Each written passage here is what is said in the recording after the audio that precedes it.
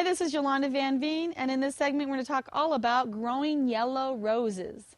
Now, roses come in many different colors, but they're all really enjoyable to grow.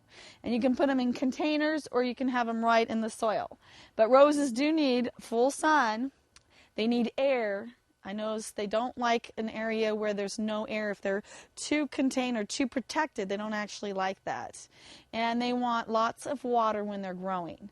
Now this rose was huge, and I just chopped it back because all the blooms were faded. So when you're growing roses and you've got that first set of summer blooms and they start looking tacky, roses love to be chopped back. And the rule of thumb is just chop them back 1/3 of the plant at a time. And then that way it'll fill in and you'll get a second set of roses by the fall.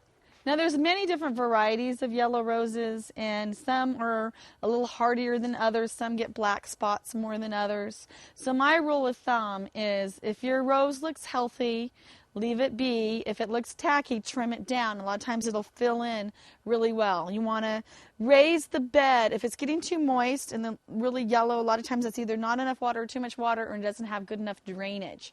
So roses love to be in raised beds. So just by raising it up a little bit, it usually makes all the difference. And again, if you have a yellow rose that doesn't look good, it's always got black spots, you can always try a different variety. Sometimes just a different variety makes all the difference.